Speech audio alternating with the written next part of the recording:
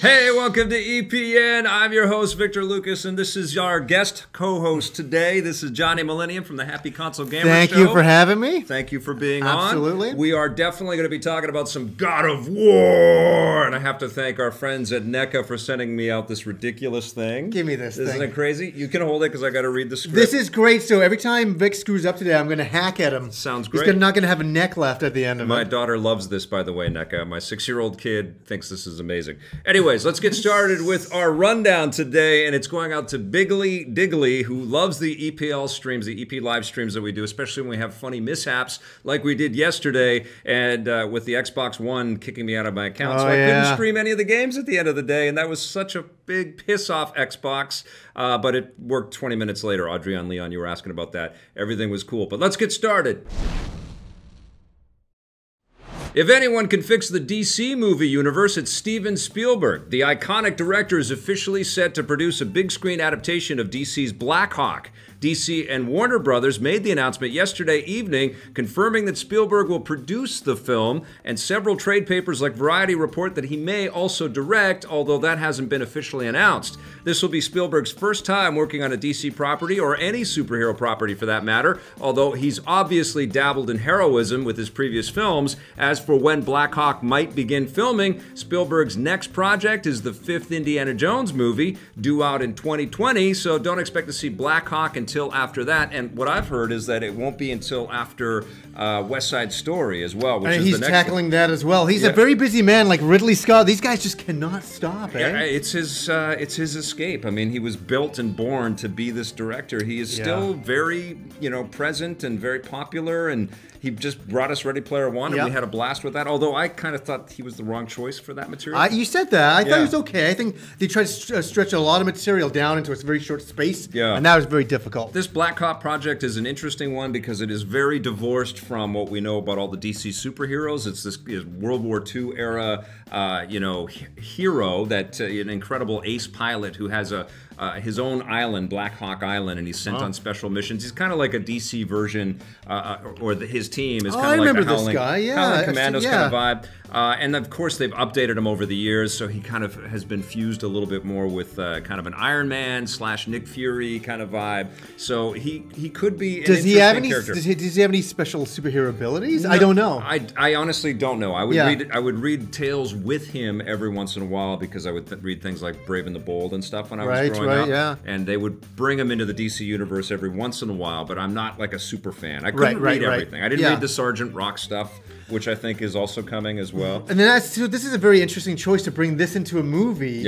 when there's all these other superheroes that are a little bit more well-known. So it's kind of interesting. They must have a good storyline behind it, hopefully. Well, yeah, I mean, I think that we're in this era where heroes, obviously, we need them, right? Like the comic movies are happening and they're working very well, but I also think this idea of military figures and heroism that way and characters that have this really easy and clearly defined sense of virtue could do very well in this world that feels very mixed up and crazy. That'd be kind of cool, though, for World War II. Is it set in that era? I hope so. I hope so. That would be great. I think the thing that will determine that is how successful the next Indiana Jones movie is. If people don't like it, and I'm nervous. I know you're so excited. I'm excited and nervous for sure. I hope he just makes an awesome movie. And if it isn't awesome, I think that we may have some issues with Blackhawk coming out. Hey, you liked Kingdom of the Crystal Skull. I'm not saying anything. I did. There was a lot of stuff in there that I really liked, but not the Tarzan yodeling.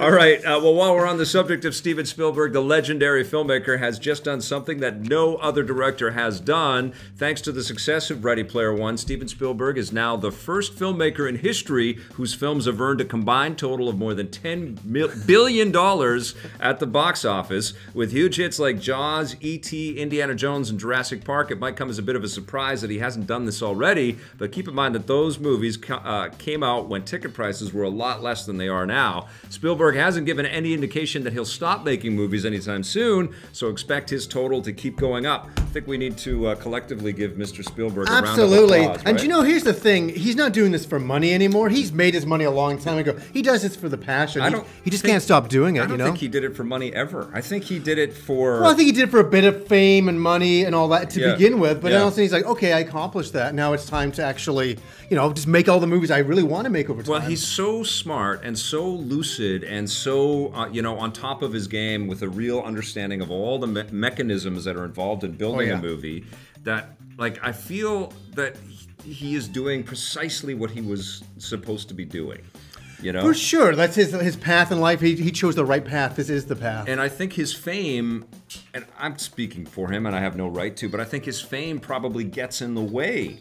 And he would rather just be a filmmaker, not because everybody's always coming up, Mr. Spielberg, I love you. Oh my God, tell me a legendary story. And he's just like, I'm just a normal dude. I just want to make movies. I just care about movies. That's it. And honestly, like if you look at films like Munich and Bridge of Spies and The Post and Lincoln, I just watched The Post recently. Yeah, excellent. Like still, and you can see the filmmaking prowess and the Spielbergian kind of. Elements in there, but they're stories with real meat and they're filmmaker movies. They're message movies. There's stories that he wants to tell. Because he wants to tell them. Yes. And that's all. And it's not about money. It's not about an agenda. He wants to tell them Post. Great example. Fascinating human being. Very, absolutely. And we are lucky and privileged to be able to enjoy his work. Oh, my God. For as long as we have. Look at all the movies we've enjoyed from him. And so fast. So quickly he comes out with these ideas. And then like Ridley Scott, I'm saying. And then he's also associated with lots of other things that we don't especially like Transformers and stuff like that. But he is a part of all of it. He was a producer on Back to the Future, Like he's been the crucial. That's why I didn't think he was the right guy for Ready Player One. Why? Because he's been involved with all of those, and he didn't want to reference every single one of those. But that's okay. I think he did fine for what he. We needed 3 movies to tell that story. That was the only problem with that movie. I mean, J.J. Abrams, as much as we look to him as like the poor man Spielberg, I think he would have been a. I think he's stepping up. Well, he's a great director too. Yes, but I think he would have been an excellent director for this homage to Spielberg. Yeah, but he needed 3 movies again to do it, for sure. Yeah, so, you're right. There's just not enough time in that movie. All right, well, we'll find out. I'm sure a sequel to Ready Player One is going to happen as well. Ready Player 2. Exactly. All right, well, the Call of Duty franchise might be leaving one of its biggest features behind. Black Ops 4 will reportedly not include a traditional single-player story campaign, citing unnamed sources. Polygon, Eurogamer, Kotaku, and several other outlets report that the developers decided to drop the single-player when they realized that they just wouldn't be able to finish it in time and are instead focusing on finishing the multiplayer. As a replacement, the game will still have the popular Zombies campaign, and there may also be co-op and other new modes. Speaking of which, Kotaku reports that one of the additions will be a Battle Royale mode inspired by Battlegrounds and Fortnite. Keep in mind that no official announcements have been made by either Activision or developer Treyarch, but we'll let you know if that changes, and we are going to know mid-May because there's something big coming our way. That's all I can say right now. Black Ops 4 deploys this October. This would be a tremendous mistake, I think, if they didn't have single player. You have to have single-player mode for that. Do you know, to be honest with you, when I play one of those games, I only play the single-player mode. I do not go online because I'll be dead in like under a minute. I go online, but I don't. I'm not such a fetishist, devourer of that content, and I'm not so concerned about leveling up to be awesome at it. Having an orange gun doesn't excite you? Yeah, I play for the fun of that, and I've always enjoyed these Call of Duty games. Me too. I enjoy them as well. And I love the zombie stuff that they add on. There's always a tremendous amount of value in the Call of Duty experience. If you suddenly take a third of that value away, that's going to be bad news for this game. Like I know that the development cost must be insane now because of the fidelity of these experiences, but this brand has made so much money that there's literally no excuse that Activision can provide. The only thing that they could do, which we would all get, is hesitate, hold off, change the release date. It's not going to affect your bottom line that much, and you will make people much happier. Call of Duty Fortnite. That's what's going to be coming, it seems, eh? Obviously, we're going to be getting Battle Royale. By that now. Yeah, absolutely. 100%. Yes. Yeah. It's going to be in tons of games. I've been saying it since PUBG came out, and there were rumors that Microsoft was going to buy the studio. There's going to be so much competition in that space that it's going to be very precarious. It's going to oversaturate it again. Yeah. That's what's going to happen. Yeah. When any new genre becomes super popular. If they were making Tony Hawk games, there would be a Tony Hawk Battle Royale game out there right now. That'd be great. Just skidding to the middle of the park. That'd be so funny. It's closing in on you. Trying to push everybody off. I would love a Road Rash Battle Royale. That'd be good too. Wouldn't that be fun? Yeah. 100 people in the race. Yes. Basically motorcycles. That'd Death be Race 2000. Right yeah, there. that'd be good. Developers, Brian Provinciano, you're You're agile. Billion-dollar idea today. There you go. You can do it. Yeah, I think this would be like the single player, as crazy as those are, and they aren't the most played elements in that series. Well, they to always me they are. But yes, for me as well, I always look forward to those single player parts. Even if I don't like them, I like the nutso-ness, you know, like the crazy stuff that they throw into those games. Yeah, absolutely. And the sprinkling of different sort of game mechanics and game types, it's really important. I think it would be a huge mistake. All right, let's move on because it's time for some Vin Diesel news. We should have Vin Diesel graphics. Vin Diesel!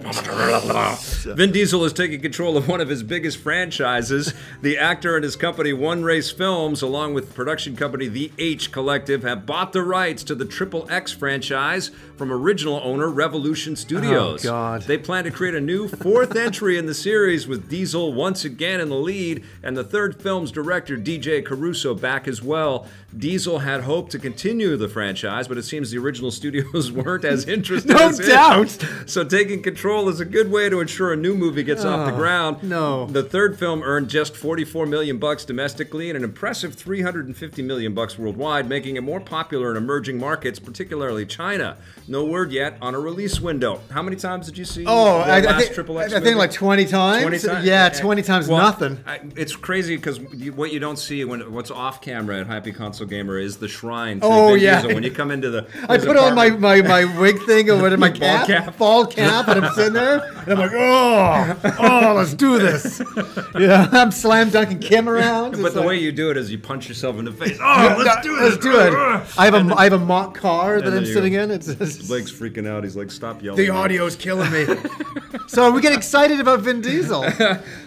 Triple X. I mean, the one thing I will say and that I admire about Vin Diesel is that he's passionate about the stuff that he's involved in. And I like him. I do like him as a human being. Absolutely. Yeah. Well, he's a big Dungeons and Dragons player. I appreciate that. Yeah, there's cool things about him, but it doesn't make me think like because The Rock doesn't like him, or unless it's a manufactured thing. There's a huge rivalry between them. No, no way. I didn't know that. Lots of mudslinging between the two guys.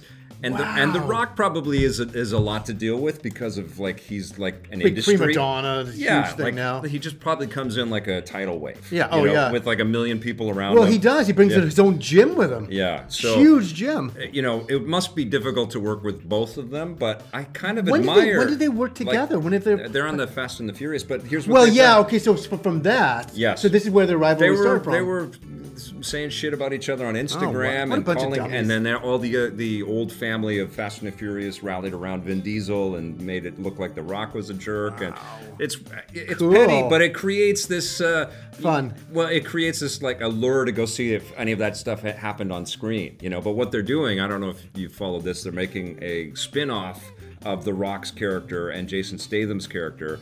That's not Fast and the Furious, just about those guys. God, of course they are. Of course they are. And The Rock will have his gym on there. But so you know, interested. if The Rock doesn't like Vin Diesel though, that does definitely that perks my ears because The Rock feels like as crazy as it would be to be around him. Seems pretty cool. Seems pretty cool. Yeah. But Vin Diesel's pretty cool too, so I don't know who to believe with this. That's true. Yeah. It's You kind of should see unusual. Johnny and I when we're not on camera. Oh yeah, like we're swearing at each Oil other. and water, man. Oh yeah. All right. Well, Netflix has continued to shake things up in the entertainment industry. The streaming giant is now valued at more than $146 billion, or hovering around $150 billion, making it the 8th biggest media company in the world, eclipsing traditional Hollywood studios like Warner Brothers, Fox, and Sony Pictures. The only studio that's really bigger than Netflix, take a guess. Bigger than Netflix? Yeah. There can only be one. What, YouTube? Well, Disney. Well, Disney, okay, whatever. YouTube's probably, of course. Yeah. And there are also multimedia conglomerates like Comcast that are bigger as well. This is pretty impressive when you consider that Netflix is a relatively new company and only just getting started producing original content less than a decade ago. Now, this is super interesting, and it's also, I think, a little bit controversial, right? Because they're starting to kind of become a monopoly kind of player out there until these other streaming competition come in, like Disney kicks in and all that kicks in. Yeah, but the thing that Netflix hasn't done, they are paying for original stuff, but they don't always own those original ideas. Well, that's why they're making a whole anything and everything. But they don't always own the concepts. Really? Yeah, they pay for the rights for that to make rights. And once those, because they work with the traditional studios, right? And the traditional studios don't just sign the rights away. Like if Sony, they want a piece of the puzzle too. Yeah, if Sony creates, like I think Sony is a part of House of Cards, it's Sony's show. Oh, if wow. Netflix doesn't want House of Cards, they can take it. They need to kind of figure that out. You know what I'm saying? They need to get rid of that other middleman there. Get rid of them. It's one thing. So it's like a false equivalency here, because it's one thing to be a distribution platform, but it's another thing to be the production platform, and that's a much more precarious way to conduct business, as we've seen with Xbox and lots of companies that have come into the space of paying for ongoing production. And like, I've been going to movies for all my life, and what always amazes, that's a long time. I love movies. It is a very long time. But one thing that has always amazed me is the disappearance of those logos at the beginning of these films. The production entities that come and go. Oh my God, all the time. I know, like Bigfoot Productions gone next week, right? Like, whatever, you know. Do you remember Orion Pictures? Of course, right. There were lots of these movies that we saw that we would come up with, and like TriStar was another one, stuff like that. You know, and sometimes they get consumed by the big studios, and they just become like a little mini brand or whatever. But a lot of these production entities that actually handle the production disappear, and Netflix is doing that. But to go all in on that, with like, that's the difference between Fox and Sony and Warner Brothers and Disney, is they all have lots, and they all have full-time production. Oh yeah, people. This is a big thing. They've invested in this over the last 60, 70 years. And I don't know if Netflix is quite there yet. I don't know if Netflix, even and they're in the red from what I hear all the time. Because they're buying other people's stuff. It's like this. They're renting it. Yeah. Right? They don't own it. And that's the other side of, like, that's why Disney was able to capitalize and eventually buy Marvel and buy Lucasfilm and all that stuff. They've leveraged against assets that they internally own and will forever own. Yeah. You know, so it's going to be interesting to see how Netflix survives this amount of I think they'll survive. Yeah. It depends on what everybody else is doing. What's Disney going to bring? You know, like, is it going to be? Do I need to have this? Will this Star Wars TV show they're making? Do I have to have? Really? I mean, I think a lot rests on how Solo does now, doesn't it? Yeah. I don't. That's a whole other conversation. Yes, I don't even want to get fired up about that right now. We'll have Johnny on to have an all Star Wars discussion very soon. You know what we should do is maybe talk about the state of Star Wars after Solo. We can. Have you seen the Rebels show? I saw a little bit of it. You know, I think it's really good for a child of your age. Yeah, somebody that's just coming up, like in Star Wars, like myself. Well, we should talk about the Rebel stuff, and I would love to have David Collins and Sam Witwer join us on Skype, and we could have a collective kind of discussion. Bash the Last Jedi. Well, we talk about all of it. I think David loved it. Yeah, you know, and I know that you like it more than I like it. That's a whole other discussion, Yes. and my feelings on it have changed over time. So, as they seem to do with that movie. That movie's a funny one. All right, well, that's our rundown. I hope you guys enjoyed that. We're going to get to some questions and comments and all that stuff a little bit later in the show. We've got a great Let's Play and Chat plan for you today. But right now, it's time to take a look at this day in everything cool.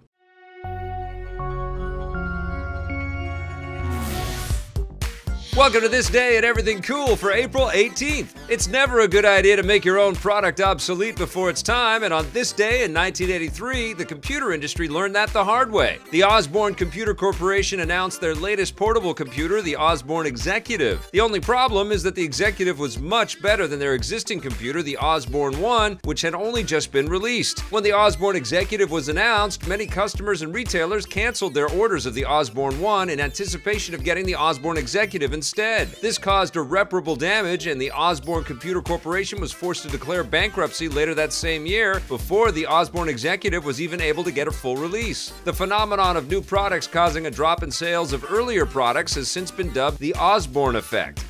On April 18th, 1994, Western gamers got to continue the adventures of Samus Aran. Nintendo released Super Metroid on the Super Nintendo in North America, following its release in Japan a month before. The North American version was almost identical to the Japanese version, with players exploring vast, non-linear environments and battling loads of cool alien enemies. Super Metroid was obviously a big improvement over the original Metroid, thanks to the added power of the Super Nintendo, and it was a huge hit, selling millions of copies and creating a surge in popularity for the Super Nintendo itself. The success of the game also established Metroid as one of Nintendo's most valuable properties, and the series is still going strong to this day.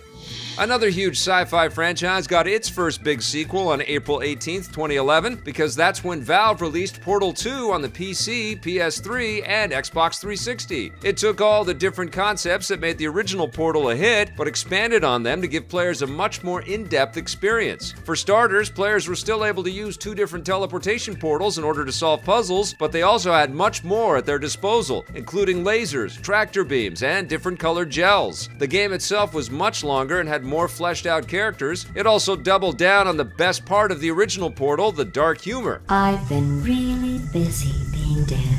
And on top of all that, there was also a 2-player co-op mode. Basically, Portal 2 was the definitive Portal experience, and no surprise, it was a smash hit. Also no surprise, Valve hasn't given us Portal 3, despite how much we've begged. All right, we are back, and we've got a great Reviews on the Run live for you today.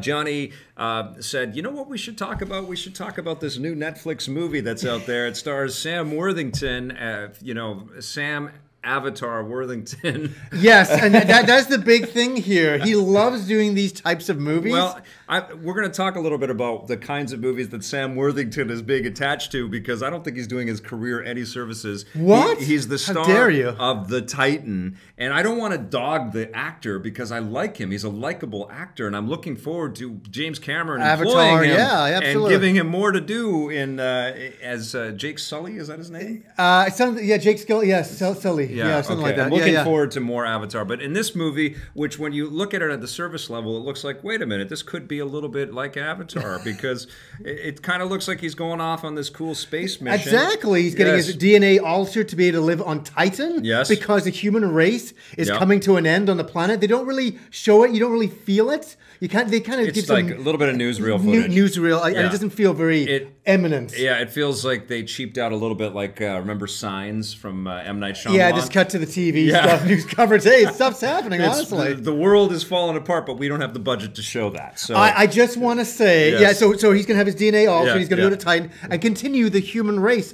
So. Me and my wife watched it the other night before you watched it. You were trying to get me to watch it 2 weeks ago, and I was like, no, I'm not. I don't have time for it. Yeah. So we're like, well, okay, let's give this a shot. Holy. This is like the worst Netflix movie I have ever seen. I know. It's nuts. You're not even going to believe my score when we get to it. It's so sloppy. And beyond that. There's some great actors in here. Natalie Emmanuel from Game of Thrones. It's nice to see her again. Yes, absolutely. Tom Wilkinson, who played Carmine Falcone, I believe, in the Dark Knight movies from Christopher Nolan. We've also got Taylor Sheridan, I believe, from Orange is the New Black. Yeah. So, like, famous, capable faces. I like the international cast. I think people try to bring something to this. But the movie is so... It's poorly made. Like, one of the things that I noticed right away is that the audio mix was awful, and everybody's like, seems like they're talking in echo chambers, and there's lots of accents, and I couldn't hear what people were saying. Like, it was... I wish I didn't hear what people were saying, so I wouldn't have had to watch this. All I know, we got to the end of the movie, and I thought this was going to be like a space exploration movie, where, you get like halfway and he's ready to go. Yeah. Leaves his family, we go to Titan, and the next part of the adventure. Nope. And it's a monster movie. I'm not going to give away the end of the movie. Yeah. But did The Matrix come to mind? Did you watch, like, you know what I mean? Yeah. The very last shot of the movie? Oh, yes. Here's something I've never done, and I thought very long and hard about this. Yeah.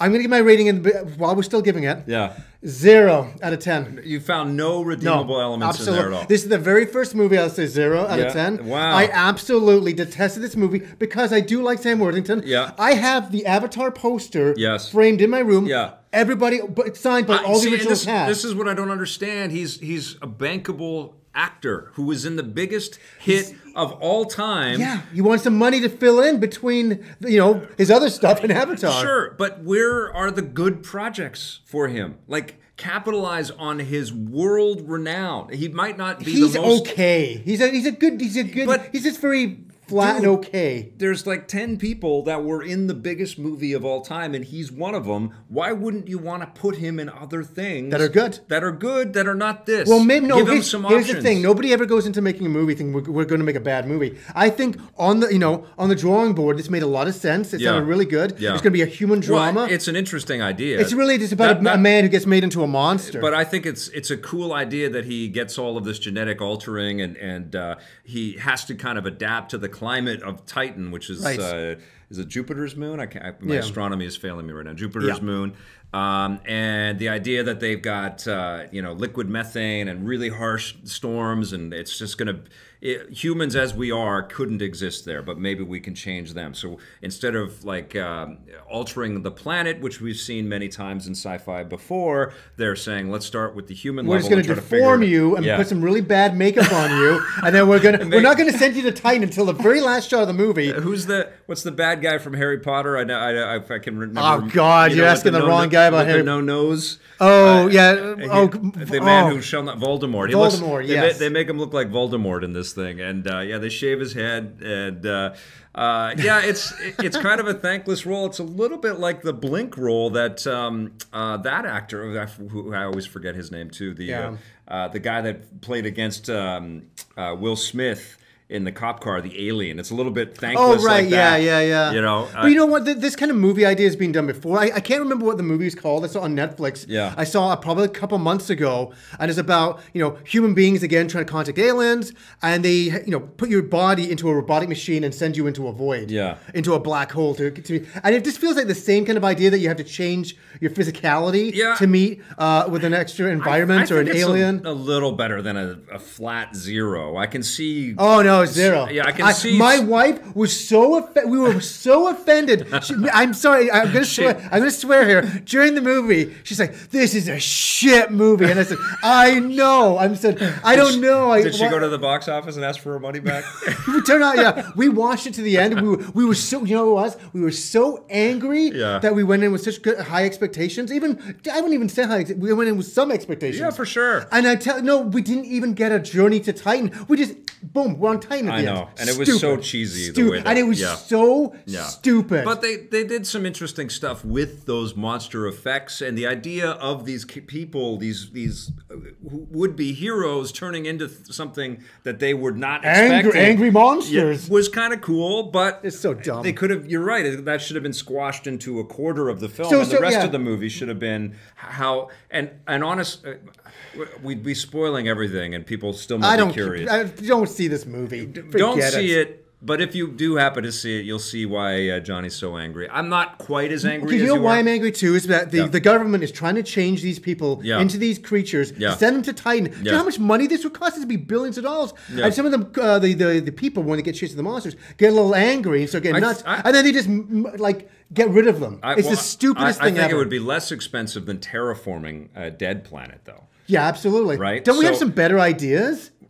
Dude, look at our world now. That's fine. Look at our world. It's so stupid. The bleakness of the real world that we're looking at carries over. Don't worry, we're going to send you to Titan. Yeah, okay. We're going to figure it out. You and I will figure it out. Zero. And I stand behind it so much, man. Okay, all right. This is a terror. I could go on about this for 2 hours. It is super, super bad, but it does have a beginning, middle, and an end with an interesting concept. So does life. And the actors are not that Forget bad. it. No, it doesn't matter.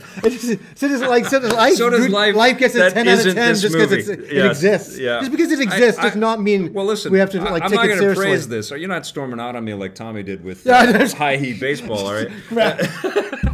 I'm going to give it a 2.5. Okay? Wow, that's pretty high. Which I think is a fair score for this movie. You know what? I understand that, and I knew I was being extra harsh on it. Yes. But I want to be extra harsh on it because Absolutely. Well, Sam Worthington, we are worried about you, man. You can't just hang your hat on James Cameron. We're worried about you, buddy. Vic, when I get up in the morning, when I open my eyes, I was saying earlier, a signed Avatar poster with everybody's names on it, an official thing. And I saw Sam Worthington, and there was a tear. A little tear comes down. There's a tear, and then I woke up and it was a nightmare. I'd actually seen this movie.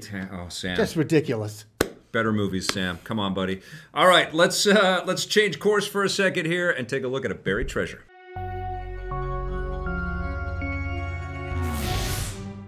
I'm talking about Dungeon Siege 3 today as a buried treasure. This was developed by Obsidian, who now makes a lot of their own really cool stuff. They've gone to Kickstarter and they have their own IP, which is great to see. But at one point, Obsidian was working with everybody and did lots of cool games for other publishers. And this game is no exception. It's a hack and slash dungeon crawler, which was a little different from the Dungeon Siege experience of 1 and 2, which were out for the PC. This one came to the consoles as well as the PC. It was very accessible. You could play it cooperatively with up to 4 players. There was some branching narrative and some choices to make. You had some repetition in the kinds of loot that you would collect along the way, and that wasn't exactly the huge draw, but it was a beautiful game with some really sound mechanics, and it was just fun to play, especially if you had some pals to play it with, and I was super impressed. Now, one thing that I think is really great about Dungeon Siege 3 is that it's part of the Xbox One backwards compatibility list. So you can either buy this on the store, or if you've got the old disc, you can throw this into one of your Xbox One machines, whether you've got the X or the S or the original Xbox One, and it will still play. And I do think it's worth your time and worth your while. Obviously, Diablo 3 is still the big gun when it comes to hack and slash dungeon crawlers and explorathons like this. But this was solid development with some pretty decent writing and some gorgeous graphics, at least at the time. It's going to be a little bit dated now, but definitely very cool to see that you can still play this as backwards compatible on an Xbox One, and it was a great game, and I remember playing this and being very surprised at how polished and tuned and just genuinely fun Dungeon Siege 3 was, and that's why it remains a buried treasure.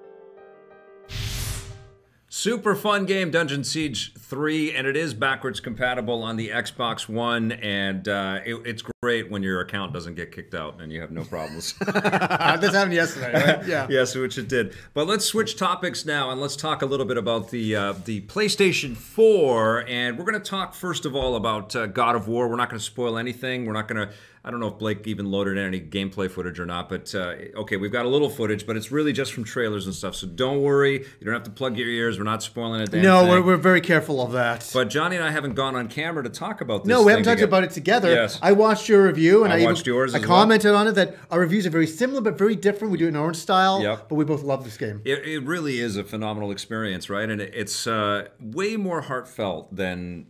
I mean, they teased that it would be, but... It's even more than that when you play it, isn't it?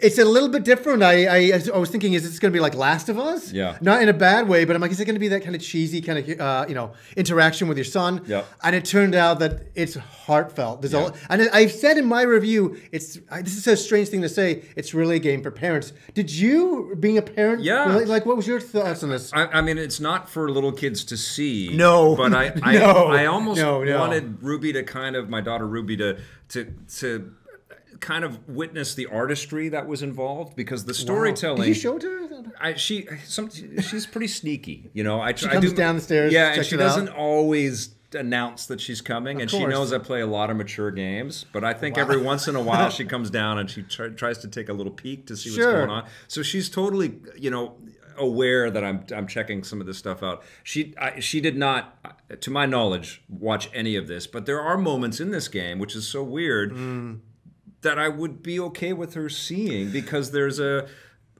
real human thing there between a guy and his son, like parenthood and how much he cares for his son. And the drama, and my daughter still gets super affected by like really heavy orchestral music, that sort of manipulative way that stories unfold. It pushes that, like we've gone to see movies, and even if it's not a particularly scary or dramatic thing, the machine of Hollywood has manufactured these crescendos in moments to make us feel something, and she's very tuned into that, and I feel like that's what she would get out of watching this. It would freak her out a little bit more, but it's not a game for kids, but it certainly gives you pause to think of any person that brings another person into the world, the responsibilities that they have. And the troubles, and it's not always easy. No. I think that's also what's tackled in this game. It's not easy. It's not easy, and you can't escape it. We're connected, you know, and it's about family. And can you believe we're talking about this? To have a family, a God of War game. In the past, it's sex and violence and, you know, kill your enemies and all that kinds of stuff. But even it's very refreshing. But even in those classic God of War games, and this is what I was trying to say in my review too, it's like we can't dismiss them. They were built by mature game creators that were, you know, really getting into the technology that was available to them with the PlayStation 2 to bring us this hack and slash story, gameplay story, together, right, gameplay, hack and slash gameplay with really cool story and mythology, a maturity that, while it's not this level, was still really profound and remarkable when it came out, and that's what made those games register. Because if they were just combat experiences.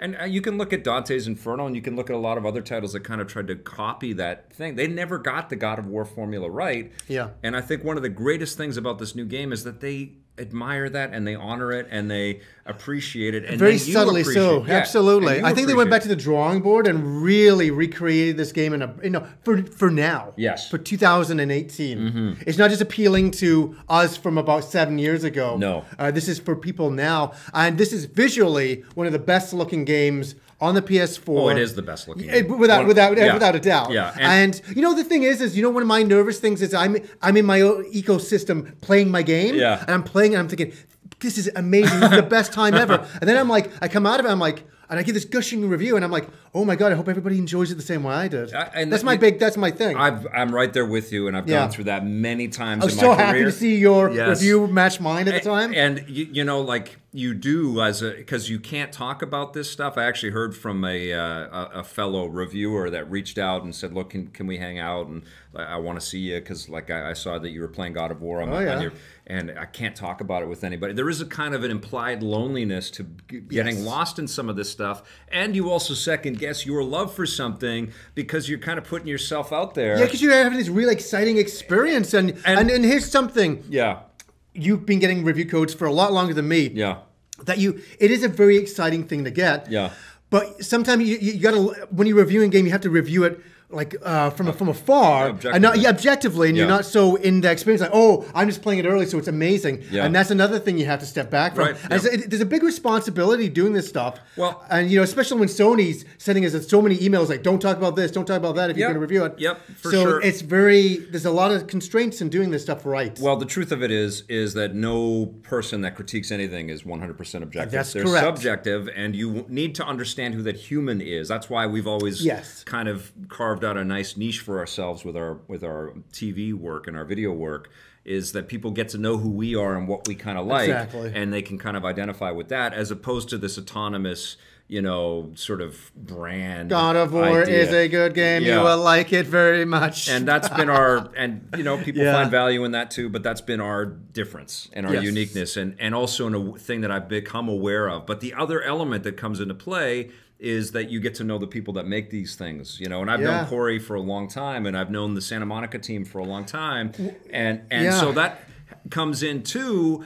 But I've been doing this for so long that I know what all of those little sort of, you know, weird things that perk up in your brain as is this as good as I think it is? It is. Yeah, you just start to trust yourself. And that's it at the end of the day, is I trust myself, and I, you know, just like you hit press record on the thing. I don't script my review. I don't script mine, no. And we just say how we feel, and it comes from that flow. The heart, you know? yeah. It's kind of interesting that so many reviews are done by scripts, and me and you have always done the same thing, just done it ourselves, our own way.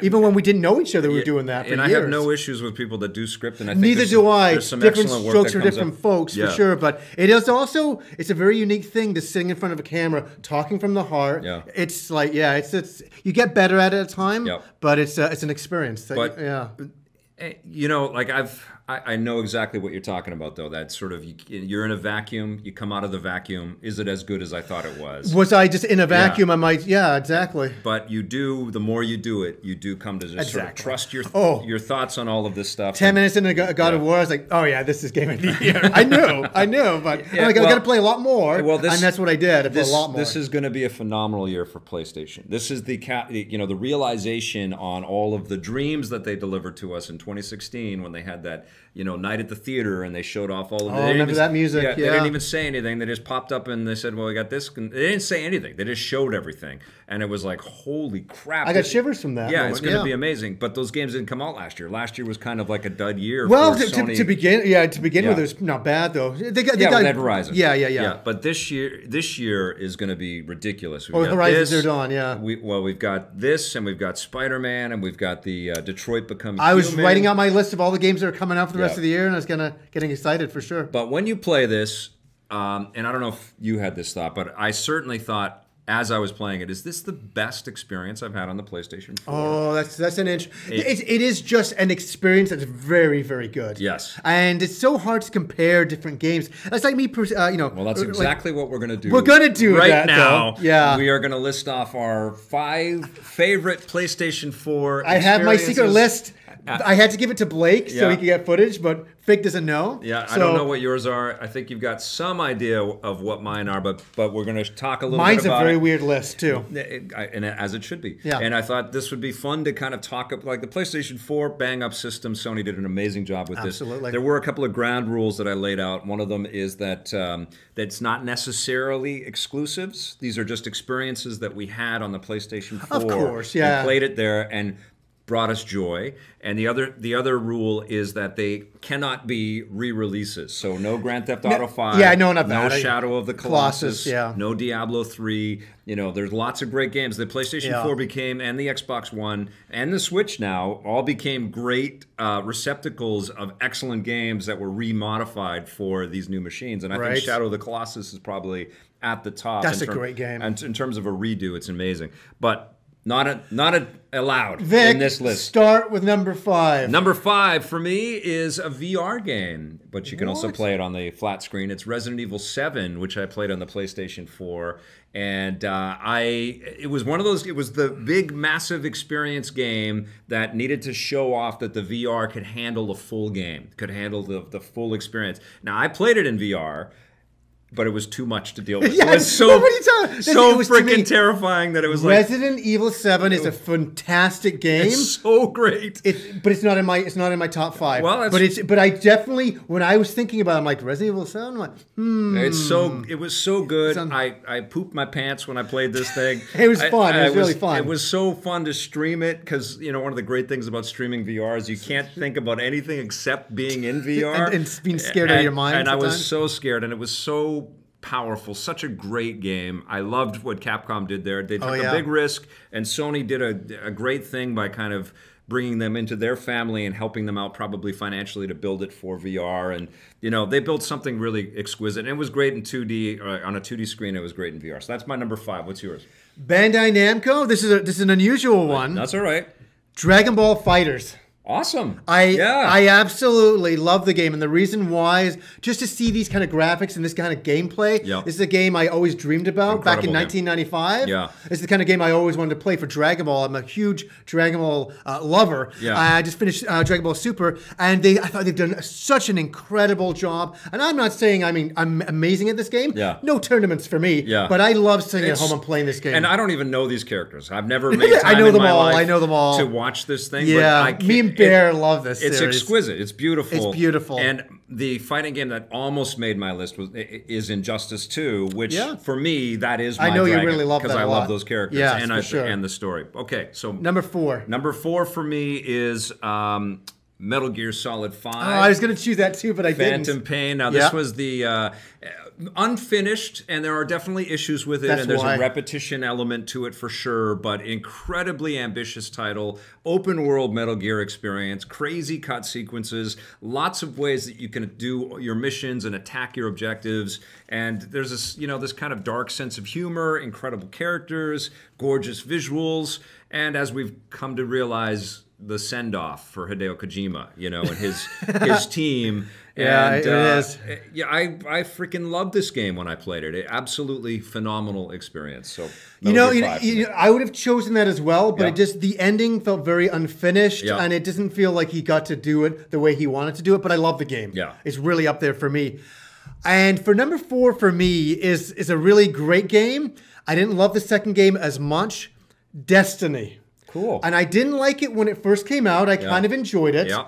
But when The Taken King came out, I started playing with my friends, and we really got into it. And I really enjoyed the experience. Those games are amazing. They really are. They're both amazing, and the biggest problem is that people that spend their life in it are doing the same stuff over and over again. Yeah. And I hear their complaints, but neither you nor I can devote that much time to I devoted this a lot of time, but when I got to the second game, I played the second game and I thought, oh, this is going to be great. And then I was like, oh, we're doing a lot more of the same. And Yeah. I wish 2 was a little bit different. I wish Right. it lived up to the name 2. So it was a little bit more. Right. But it was a little bit more the same. Like, That's what kinds why- of things would you want them to do? More third-person type of You know, exploration? the problem is, I think they're confused what they're doing. Right. They say it's not an MMO, but it is an MMO. Yeah. And I wish they kind of would flesh out one world hub. Right. Open world full. My problem is all these little hub worlds Right. connected. And when you come in and you haven't played for a while, you're like, where the hell am I going? Yeah. It is a little bit disconnected. They that could way. almost make it like each sequel is a planet in a way. Make it like a yeah. whole planet that you could explore. It just upsets me too. I'm gonna move on because you have ships in this series, Yeah. but you can't do anything I in the know. ships except load between What them. happened to the 10-year plan? And that's Yeah. another reason Yeah. I picked Destiny, but I'm upset at Destiny at the same time. Yeah. But I appreciate Destiny. Like even Halo gives you more sort of variety in the types of mechanics that you have, or, in terms of the vehicle types and things like that. Sure. But yeah, that's still just a regular shooter. Yeah. This is ambitious. It promised a 10-year thing. Yes. It didn't deliver, but it still is Yeah. my number 4. It's a great title. Okay, that is a great title. Number 3 is, for me, Titanfall 2, which... I was going to pick you. We were so funny. I was on the edge of that. I was like, no. I would, really? Yeah, I loved it. It was so good, and the single-player story is what really sold it. The multiplayer was excellent. They did a great job with multiplayer with the first game, but the second game had this incredible story that got you all over the place, evoked some stuff that we saw in Portal and the Valve work out there. You created this symbiotic, truthful relationship with your robot ally. You actually cared about the robot that you actually got to jump into, and the mechanics were incredible. It was just as fun, and still is just as fun to play as the soldier as it is to play inside the giant robot. And I can't believe that what's the name of the team? I can't believe the finesse at Respawn, the ability to build these sort of concurrent ecosystems in terms of gameplay that are so rewarding. It was an incredible game. You summed it up so fantastically. I couldn't even add anything to that. It's so perfectly how you said it. I love the game. I played it at Christmas just as I had done my games of the year, and I was like, this should have been a game of the year. I know. EA dropped the ball with how they released it. It should have been. They should have carved out a month for Titanfall 2. They should. They dropped it right when Battlefield 1 came out. Right? Remember? Right. So anyway, I'm on to number 3. Okay. You're 3. Horizon Zero Dawn. Okay, yep. Absolutely had to give it. We were playing this last year when we were first kind of hanging out. We were marveling at the game. Remember we did a Zelda Breath of the Wild versus Horizon Zero Dawn? That's a crazy thing to do. Absolutely. But this, I'm just visually speaking, at that time, one of the best looking games on the system. Still shines absolutely to this day. Yeah. Love the story, love the mix of the sci-fi world and the characters. And the fact that it's open world and it looks like that is insane. It's a wonderful thing. Because God of War looks better than that, but it ain't open world. No. There's open elements. But this is for them to come right out of the bat doing like Killzone and to come into doing this. Yeah. Wow. Like just doing a brand new franchise. They nailed it. Amazing game. Really amazing. That's actually my number 2. Beautiful. And it's got a great story. It's got a lot of mystery. There's a lot of, heart and emotion in it. I think that there's some kind of wacky kind of costume and characters in there. Well, that's part of the world. It's part of it, sure. but it took me out of it as well. Did it really? Yeah, because sometimes it looked like characters were like wearing tinfoil and things like that. You talked about that last year. I remember that. Yeah. And like I love the aesthetics of it, but I also felt like the robot creations were cool, but they were. I'm not going to pick it apart. It was surreal, but the reason why I liked Breath of the Wild more is that I just felt more invested in that world. I felt more invested in that world too. And I also, you know, as open as I sound like I'm harping on this game. It's incredible. It's a 10 out of 10 game. But when you play Breath of the Wild and you can climb anything you see, right? You don't come to the edge of your world per se the same way. Which is such a small thing because most of Horizon Zero Dawn you can go anywhere you want to go. You know? Absolutely. And the amount of diversity that you see in that environment and the fights that you get into, it was insane. So that's my number 2. And so onto my number 2. Yes. Would be I was going to say God of War. Oh yes. God of War is my number 2. Okay. On the machine. All right. We've just reviewed it. Yeah. You know why? Yeah. Phenomenal game. Incredible characters. Incredible gameplay. Fantastic. They knocked it out of the park. And can I tell you, I got a small tear when I saw the developers were liking my tweet of it. And I thought, how did they even see? Oh, they've been watching, They've been watching, They commented on our videos. And, it's nice, and isn't it? It really, and you know, that's one of those things, energy giving energy. Yeah. And that's, you're right. A lot of people think these games are made by robots and they're made by human beings, and they have aspirations for people to love these games. Yes. And that's all they want. That's why I always, you know, like I take a step back on all the hate that EA gets for Battlefront, you know? Like the developers did not want to make a game that pissed people off like that. I cheated a bit, I guess, because I picked 5 apart from God of War. And so my number 1 is Batman Arkham Knight. And I don't think that's a big surprise for people. You should see all the Batman figures here. It all makes sense. You should see in his studio in the other room all of this stuff. It's insane. I mean, people that know me and have watched the show know how much I love this character, and I love Rocksteady's you know, interpretation of this character. It's honestly the most cinematic and you know, connected Batman entertainment that I think exists out there. I think it supersedes the movies and the animated work. It's so excellent, you know, and I love their Batmobile. I thought their Batmobile was such an amazing design. It was so fun to drive around in there. I love the trippy story. I love the you know, Kevin Conroy and Mark Hamill working together again. I freaking love Batman Arkham Knight, and I love the first 2 games that Rocksteady did as well. So that's my number 1. That makes sense for you. 25 Batman figures. The first time I met this guy walking, I'm like, geez, got enough Batman figures in here? Like, he loves Batman. So I understand your choice. They keep making cool ones. And they still keep making cool ones. Yeah. My number 1 game on the system right now is Persona 5. Wow, okay. By Atlas. And me and my wife played this game. We absolutely loved it. It's got some dark elements. It's got some high school elements. It's got some great combat. It's so stylish. So stylish. Yeah, I said there was style within style. The only way I could say, I've never seen menu systems that were as nice as what they've created in this game. It's pure art. And to grumble the game a little bit, I wish it was more open world. I don't know if that's because we're playing more of these style of games, but I loved every single element on it. The music is classic, and somebody I know actually sent me the LP records of the music, and they're limited edition to get. That's I was so stoked. And yeah, we're just looking at the footage again. I love it. Look at this game. I love it. I haven't played enough of it to like review it or give it a big call, but one of my complaints with it is that it just takes a long time to get going. Oh yeah. And I feel that, you know, like I'm a God of War, Batman, Titanfall. Like, look at my list. Sense, right? Those games are the ones that really grab my heart. For sure. And I just feel like, as beautiful as this is, it just takes a long time to get going. But that's such a great thing with us is that, like, for me, you know, I've always been a big JRPG guy, like nuts, since like 1988. I've always been into these types of games. And to see Persona 5 turn into what it's turned into now is just absolutely extraordinary. I never could have dreamed of seeing games like this as a kid. I love RPGs. For you, like, I love RPGs too, but I think I have a little less patience than you do. Yeah, you need it. Oh, well, no, I sit with my wife now, and she's the one leveling up, and I'm like, yeah, this is nice. It's kind of like that. I have a little less patience and a lot more Batmans.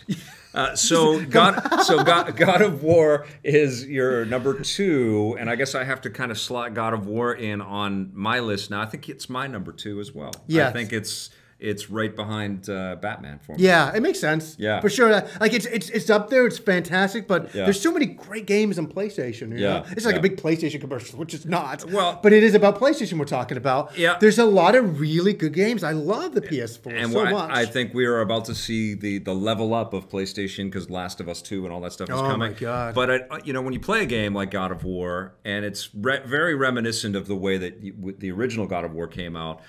towards the end of the PlayStation 2 life cycle, you can see the writing on the wall for the next machines. We were talking about that earlier today. Because this game does not run at 60 frames per second in 4K, and it could on the PlayStation 5. And this is a game where you go, oh my God, you can kind of feel what's next, even though it's as amazing as you can. You're playing it on the Pro on a 4K TV, and it's just, can we agree that these are probably the best graphics we'll see in the machine?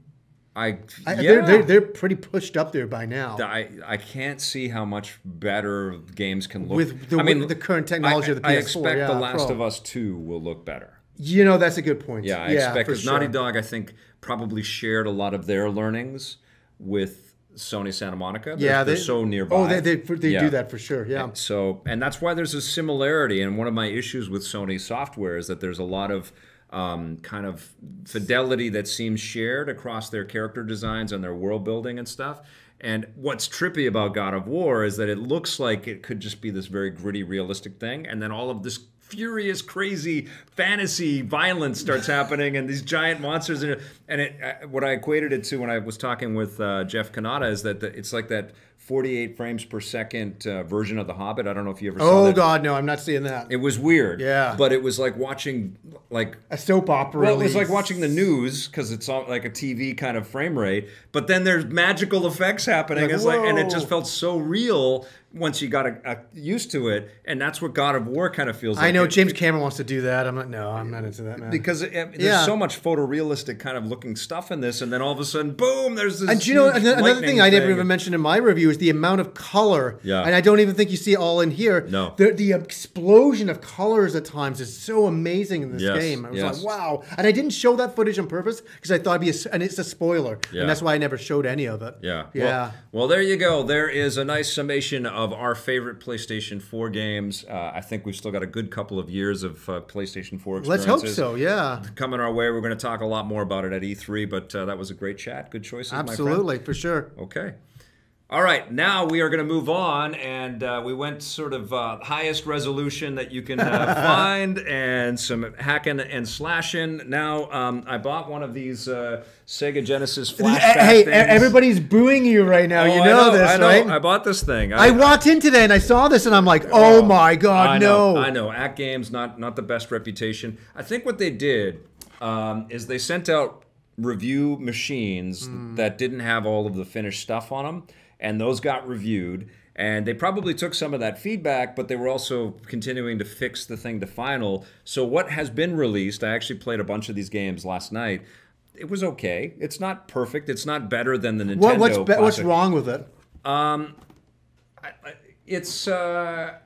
mean, they've got the big At Games logo on the top of the machine. Get rid of that crap. They have you have to actually screw in AAA batteries. AAA batteries, stupid. Can I see these? These are horrible. They're actually not bad. I don't like this. They're not bad, but you have to screw in a screw to like change the batteries. I hate that. The amount of games is a little bit weird. The menu stuff is crazy. Oh yeah. Blake was trying to find some games. Yeah. You have to press a button to scroll down instead of using the D-pad. I know, it's ridiculous. So stupid. And all of that stuff, all those complaints are well documented. But it actually has a cartridge slot, so you can stick in a cartridge. When I tested out BattleTech on my machine yesterday. And what is it? It comes out HDMI at the back. And it's HDMI 720, so we can run full screen footage, and it looks okay and it sounds okay. Oh, we got a cursor up on the screen.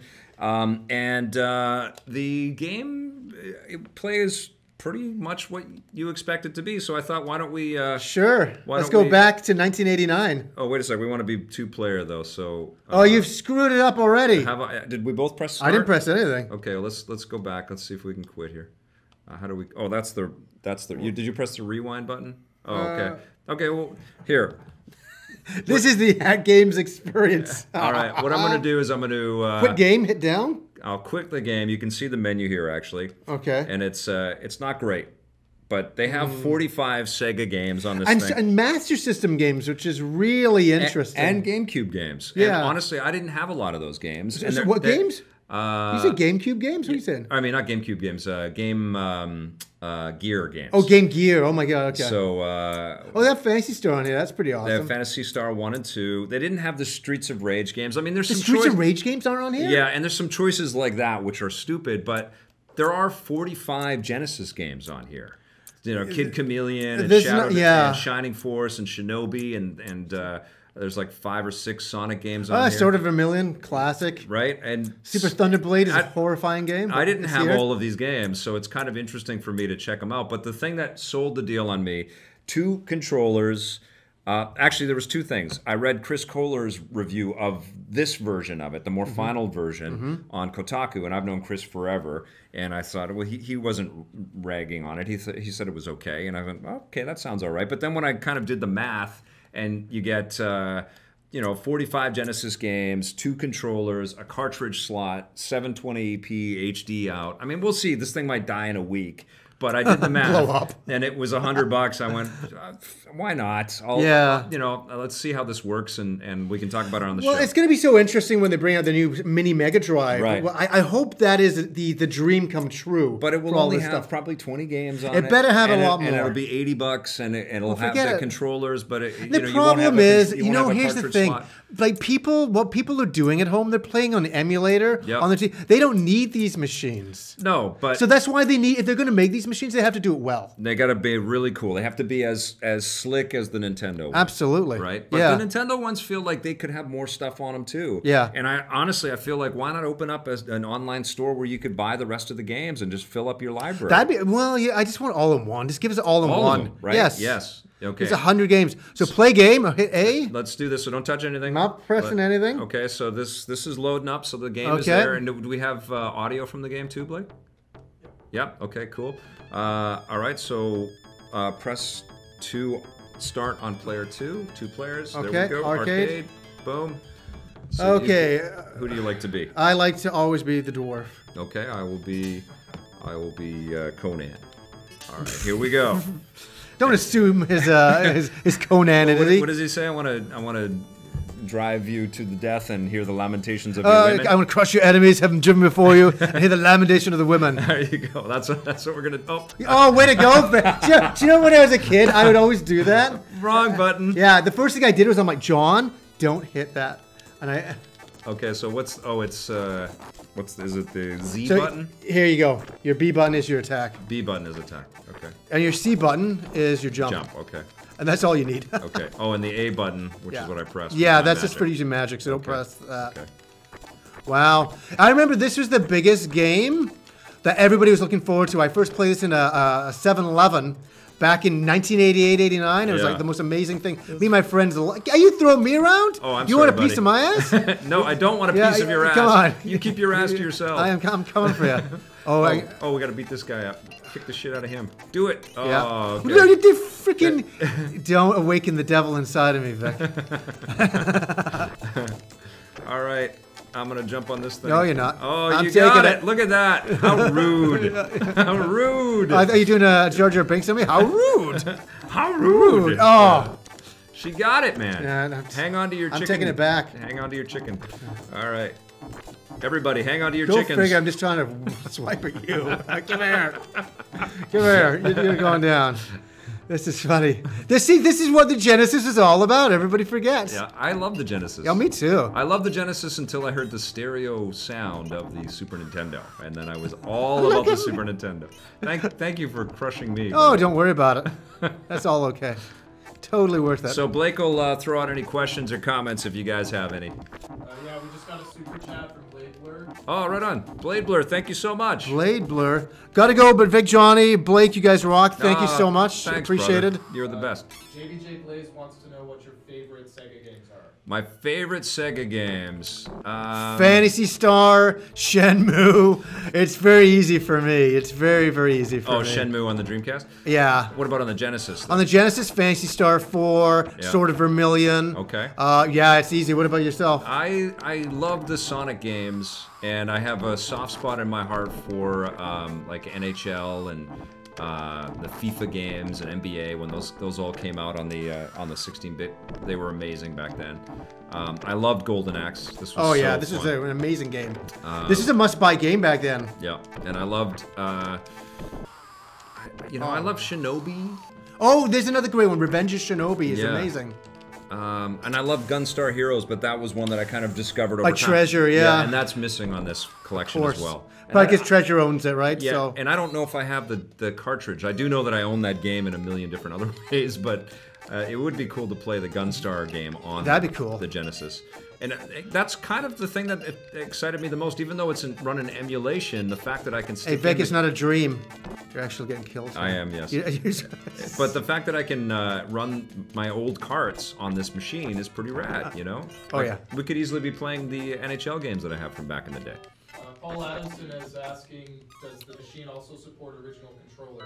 Yes, it does. And that was another thing. Oh, you can plug in the original controller. So, I honestly feel like the Mini... Not that this is great, but I feel like the Mini has to do a lot of things to make it a better deal than this. More games, emulation that runs properly. Perfect. Yeah. Yes. But this seems okay to me. This is not too bad. I'm not seeing any problem.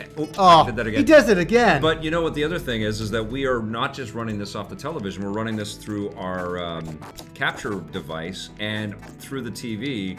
And so we're probably getting a little bit of a delay, but it feels okay. And these are pretty good. And Vic just jumped off a ledge again? Yes. Sorry, I did. He's committing suicide because he doesn't want me to kill him. Yeah, I jumped off the ledge. Well, people give me shit because I'm not paying attention to the game, so. Johnny McFly is asking what's your favorite side-scrolling beat-em-up? Streets of Rage 2. Yeah, I love without question. I love those Streets of That Rage is so games. not a hard thing to say. I actually love the Batman Returns game that Konami made for the Super Nintendo as well. That was so fun. And the Lynx one was actually pretty good too, the Atari Lynx. So anything with Batman in it, basically. I love Batman. Yes. What do you think of Batman on the NES? So I think we talked about it once. Not a fan. What? Yeah. Well, what do you mean you're not a fan? Well, it wasn't as good as it should have been. There were lots of... Are you kidding me? It was in the NES? What did you want it to do? It was okay. It was okay. I had the Batman on the Genesis as well. And I had the animated series. I had a lot of Batman games, but I wasn't really happy with... You unbelievable guy. I wasn't really happy with Batman until Rocksteady took it over. Oh my god, the NES game was so good. Elated. I think the Konami one was much better. Well, yes, of course, back then. But, for the Super Nintendo. But the NES, what it was doing back then, I was like, I played that game, I was like, wow, listen to the music and the visuals. They got the music, and then they did the sort of sprite-based screen grabs from the movie, which were kind of cool. If I can't have a dinosaur, neither can you. All right. This is pretty cool, right? It's not bad. Yeah, it's fun to play. It's always fun to play Golden Axe and kill your friends. Do you want to try Eternal Champions? No, you're pushing it now. Yeah. I actually enjoy my time. All right, okay. That game was bad back then. I like that game. It was the precursor to Injustice. Yes, I know what it. Yeah. I never liked it though back then. It was not my type of game. That blew me away back then. Adrian Leon has a question for Johnny. Yeah. It says, what's your thoughts on Star Trek Bridge Crew? Oh, love the game. And do you know what? We've always been meaning to play together. Yes, I know. And do you know, it's funny that you even mentioned that, is that I was thinking about the game, the game, Star Trek Bridge Crew. It's one of those games that came out, I played with some of my friends, and I didn't play enough of. Yeah. I'm 100% to say, but what I did play, I loved. We were having a great time flying around the universe, joking around. I just dabbled with it a little bit, and did you know why? When that game came out, there was so much going on. Right, and there was tons of VR games coming out, and now it feels like there aren't. It's a smarter sort of release. Like they're not flooding the market with tons and tons of stuff. Yeah. But VR is still too clunky and cumbersome to just play every day. Like you need to carve out time. And to get your friends around who have VR helmets, but that's something that I would really like to press and then start. Oh, I died? Yeah. Start. There we go. There you go. Oh, and I got to start too. Oh, you're the one who's dead. Come on, start. There it is. Okay. Why does it look like they're holding big testicles in the back? Those are they're giant testicles. This is worth a lot of money in this. Was that an official question from the chat? Okay.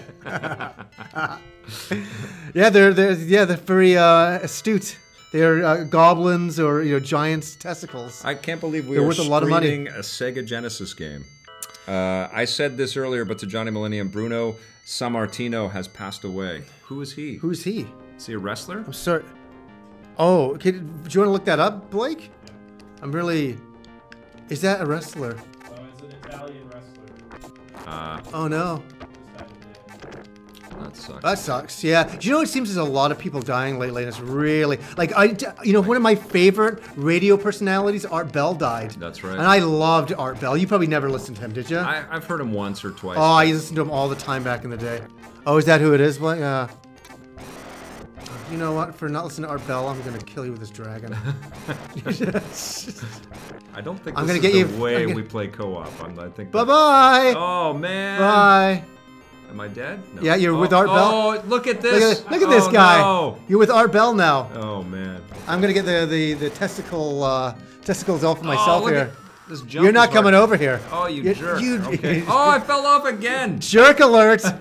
Jerk alert! Oh, don't look. Get after the testicles. Leave me alone. It's just All right. Let's go too kill funny. The Amazons. And I'll kill you. I'm sorry, Vic.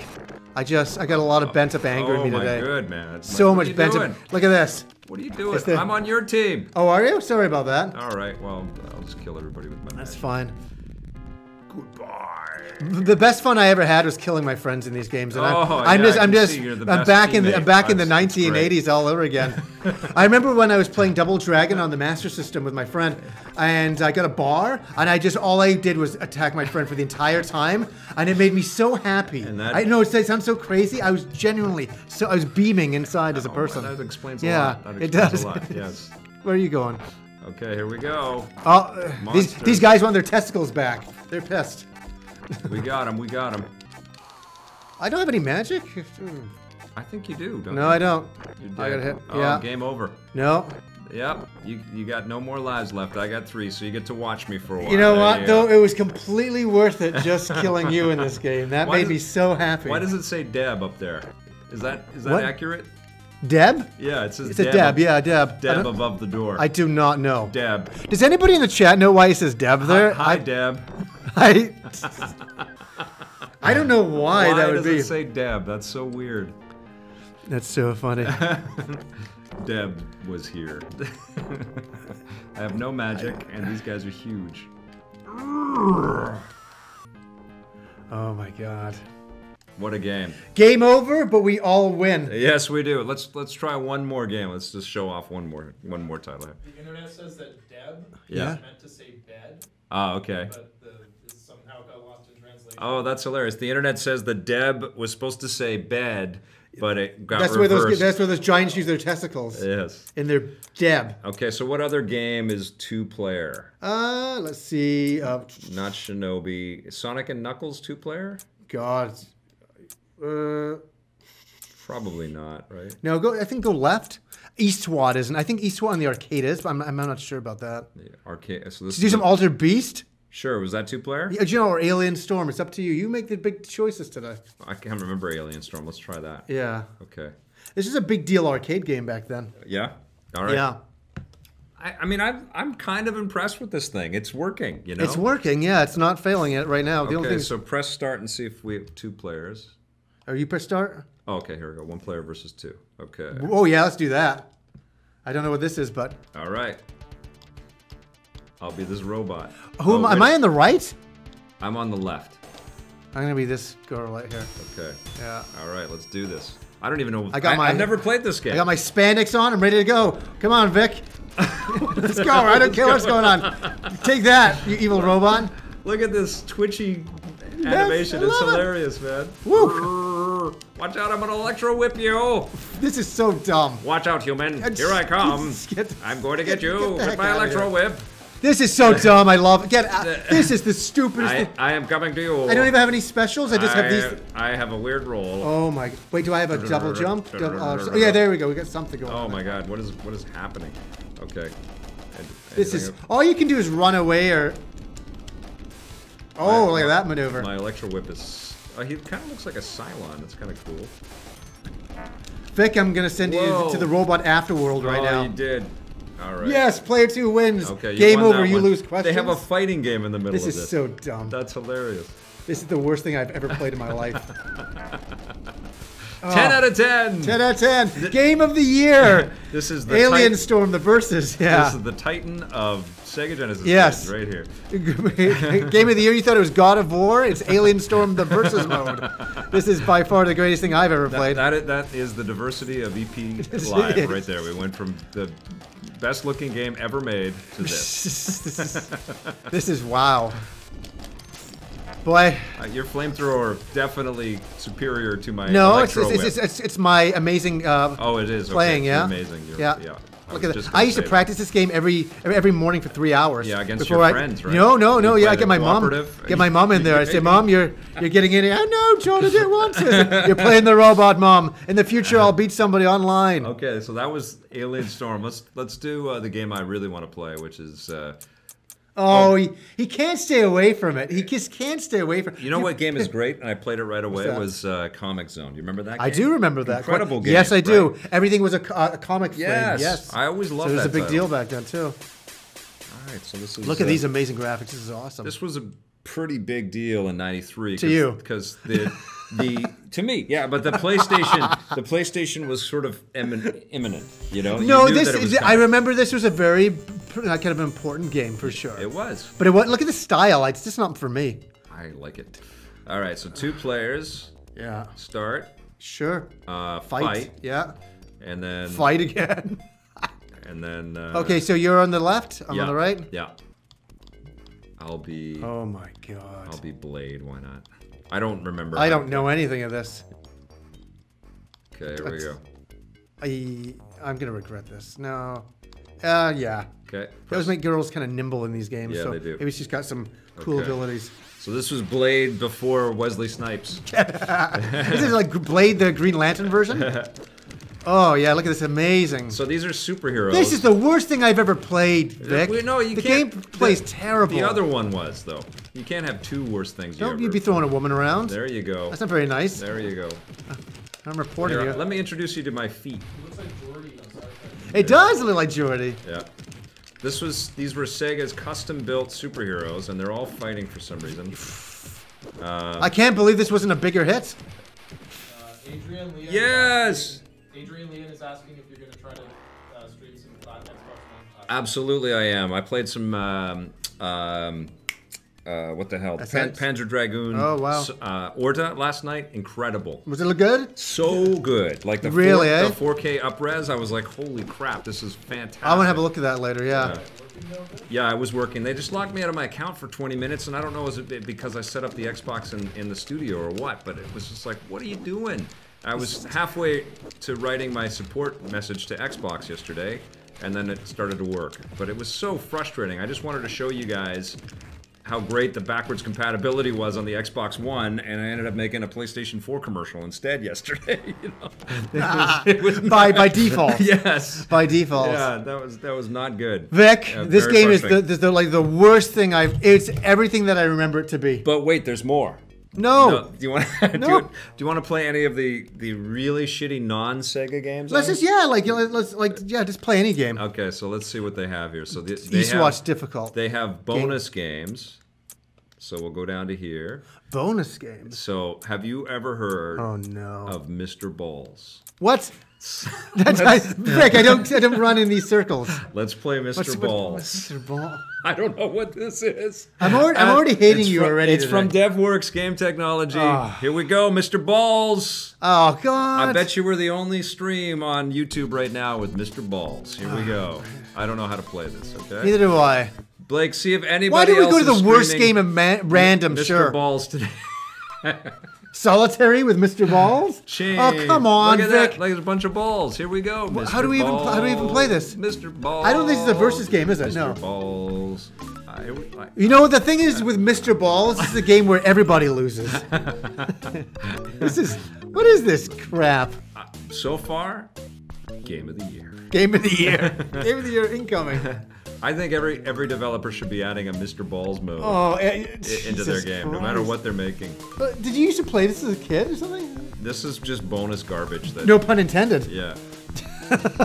Bonus garbage. Bonus with Mr. Balls. I don't know what I'm doing, so Okay, so that's Mr. Balls. That was awesome. I'm so thank you for showing us that. I'm really glad we could go straight into the ball action. I here. don't know what that was. That was wonderful. Okay. No more. No bonus games. Let's see what Spider is all about. Oh God. Okay, Spider. Spider. Aim your target. Start. Pause. I can't wait for this one. This is DevWorks game technology. Games from the future today. I think we should go and visit DevWorks. Interview. Okay. So tell me about what was it about Spider that got you so excited to make this game? I hate when developers do this. Where you can't tell which is which. I don't know what I'm selected. I think top. If it's white, it's selected. I think so. Okay. Watch as it goes to instructions. Yeah. Okay. So Spider. Oh my God. Okay. So it's a cursor game. I shot one. Okay. Oh wow. Look at this. So tell us more about the creation of this game. Okay. Wow. Really. What was the inspiration for this? This is besides wanting to torture people's brains to death. 16-bit Atari 2600. This is 8-bit crap. Yeah. This is like. This in the NES would be unacceptable. Oh yeah, this is fully Atari 2600. Hey, wouldn't you be so upset if this game was called Spider-Man? Yeah. Oh, then you'd be upset. Spider-Man PS4 Game of the Year. Okay, so we get that. That's what you do. No, come on. I want to see you play this for another 20 minutes. No, that was it. I want more. How about a quick Mortal Kombat 3 game? I'm terrible at Mortal Kombat, but okay, let's do Mortal Kombat the original. Come on, let's do number 2. Okay. Number 2. Yeah, 2's a classic to me. All right, let's do it. Okay. All right. Luke Cage wins. I remember this game using the cheat code to wipe my butt with spiders. Okay. That's from Wizard of Loneliness. For Wizard of Loneliness, you should have liked to the game Balls. Vendetta says, bonus I levels. think Vic has lost it. I've gone crazy. We should stop drinking before we start. There is no drinking going on. There's just water happening. He's the one doing this. Yes, here we go. All right, this is a game. Do you want to hear a little story? I ordered this the other night off eBay. Oh, really? Not the Genesis version. I ordered the Super Nintendo version. Okay, yeah. Take us in. Because it had the blood. Do you know what? Yeah, it had the blood, and okay, so press start. Start. Yep, all perfect. right. That's how you do it. So these guys got it figured out by the second one. This was one of the games that made me choose to go the Genesis. The Super Nintendo. I had the Genesis, but yeah. I liked the way it looked better on the Genesis, on the Super Nintendo. Even the first one that had the blood removed. To my eyes, I like the Super Nintendo version better. Oh God, it's a long time since I played this game. Me too. I think this is pretty cool that all of this stuff is included on the hardware. You know, like you can still play these games. I talk about it all the time. Like classic games are still worth checking out. You know? Oh, definitely. They're yeah. still fun. You know. Yeah, it's still something to be had there. It blows my mind that we are streaming Mortal Kombat 2 right now. It's good. From the Genesis. Oh! There you go. So I'll dig into the cartridges that I have. I don't have a huge Genesis cartridge collection, but I'll load up some of the other ones. I think you do have a large collection of stuff. I was, not buying and collecting everything back then. I was selling stuff to get other machines and things. Right, and that's what you did back then. Yeah, sometimes, this was right? pre, EP stuff. But yeah. I was certainly addicted, and I was becoming more of a Super Nintendo fan, right? So I have more Super Nintendo cartridges than I have of Genesis cartridges. And that's the thing. Like I wish Nintendo would release an HDMI cartridge version of the Super Nintendo Mini, so that you could play those old games. That would be great. That'd be great stuff, right? But they don't want to do that because they don't want to. They're not really interested in that collector market. Yeah. So you won. Of course. Okay. Yeah, of course. All right. So that was it. That was our taste of the 16-bit era of the Genesis. Great stuff, though. You can sit around and just play these games over and over, right? Like, yeah, I love them. I mean, this is not bad, right? We've all heard really terrible things about this sucker, but it's not too bad. I can't say anything about the sound because I can't hear the sound or anything, but yeah. So this is okay. I mean, if I had to score it right now, I'd probably give it about a 7.5 out of 10. And I'd have to play everything to really know. The fact that you can plug cartridges in. That's kind of a bonus thing with it. That was the cap. But with the idea of the new one coming out, I'm more interested in that. Me too. I really want to hear about that. Me too. Absolutely. And I have 32X cartridges that I have Star Wars Arcade on 32X. Oh yeah, wow. I want to play that. That'd be cool. And I tried hooking up my Genesis with my 32X and all that stuff. And you could do it on here though now. You could do that on this one, can you? I don't think so. You can put that thing on top and I'll try. I wonder if you could put a power-based converter to play Master System games on top. That would be something else, That'd be crazy. Yeah. Yeah. Wow. Anyways, that was super fun, my friend. Thank you so much for having me. We had a blast today. That was really It was a lot of fun. Yeah, we'll try to do this more, but Johnny is super busy. And make sure you guys, if you haven't subbed to his channel, Happy Console Gamer, he's cranking out lots and lots of content. We also do Film Fury. There's going to be new Film Fury content coming very soon. Just filmed one today. Yeah, yes, we absolutely. Did. So if you dig our stuff and make sure that you check out other videos that we've made, and if you like it, hit subscribe. You got to hit that little bell so you get the notifications. And if you're so inclined, you can also sponsor the channel as well. We'll see you tomorrow. Thank you for watching, and thank you for being here. Thank you for having me.